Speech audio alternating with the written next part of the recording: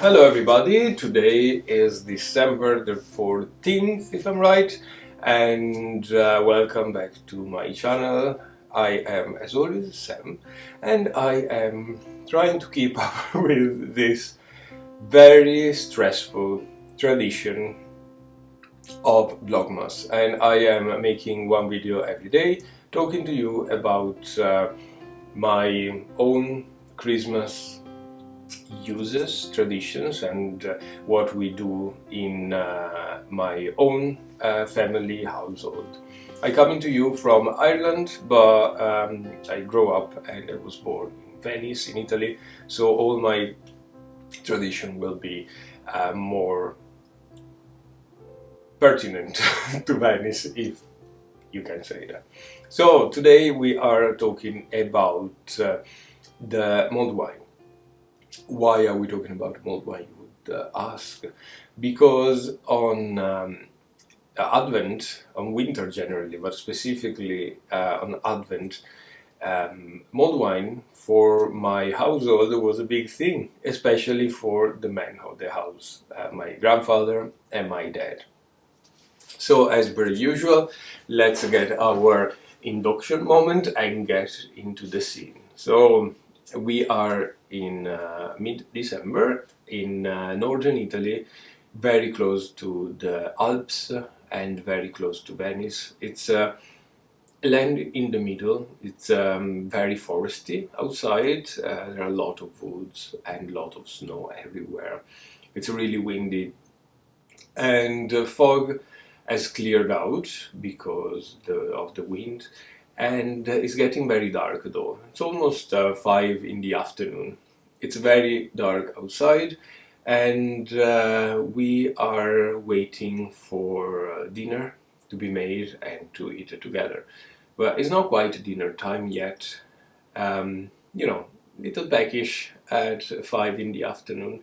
And usually that is the time in which my great grandmother would bring up the moka pot and make a lot of coffee for everybody. But not in December. My grandfather just got in from the cellar. We do produce wine in my house and have a fairly big cellar. And he brought up a big green colored glass bottle of wine. It's about 5 liters. It's Prosecco wine. It's white and fresh, and it comes from the previous year's harvest. You have to know that we don't have sparkling Prosecco as family wine. We do produce Prosecco there because it's the only wine that they produce over there. But our Prosecco is not sparkly as the one you buy in the shops, but it's more firm. It's a sweet, firm, kind of dry at some point wine, which is perfect for our own Venetian mulled wine. So my grandfather brings the big bottle of wine by the stove, put on a pot, and put the wine in. Into the wine, then we do all put some apple cut in cubes. And apples are a big thing over there because we produce a lot of apples, not just my family, but everybody. It's one of the cultures that my region is famous for. So the apple will give the wine, while it's cooking, a lot of sweetness, a lot of richness in taste, and a little bit of tartness as well. So for the 5 liters of wine, we do use about 2 or 3 apples to taste, of course. Cut it in very small pieces. And the apple will go in at the very beginning while the wine is warming up, so it will have time to cook and get really soft and be a lovely treat in your little cup of mulled wine. My grandfather puts in the pot as well a few nuts, just regular nuts. Cut them, open them and put them into the wine. Just broke them a little bit so that every cup has a little piece of nut. Nuts have a lot of tannins inside, and they make the mulled wine taste so sharp, and the more that you put, the sharper you get. Just a few, because we do like our mulled wine quite sweet.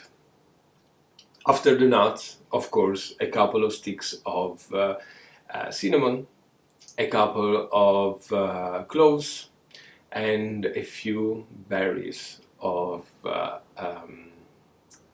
juniper. Or if you don't have juniper, for us it was growing in the garden, but if you don't have juniper, of course pepper will work as well. And that's it. You let it boil for a while until it actually comes together as a smooth orangey color type of wine. The very end, a few peels of orange or lemon, just to give even more zestiness. But just at the very end, you don't want to get them too cooked in the mulled wine. So this is our family recipe for mulled wine. I've seen other people at the very end of the cooking process, when the wine is just smoking and bubbling, to light it up with a match and burn all the alcohol. That will become, of course, something that even children can drink, and there's no alcohol at all in the wine. But in my opinion, it brings some bitterness to the taste of the mulled wine, and it tastes like a burnt a little bit. So it's up to you. I usually don't do that. I hope you enjoy this little, I don't know even if it's a tradition, it's just sharing with you our own family recipe of a mulled wine. And of course, the 5-liter bottle is not drunk in one go, but will be drunk in the week coming up. And of course, mulled wine smells a lot. And I remember always my grandmother shouting at my granddad when it was time to make mulled wine, because every single room in the house would smell of wine. And I'll see you tomorrow. Bye bye.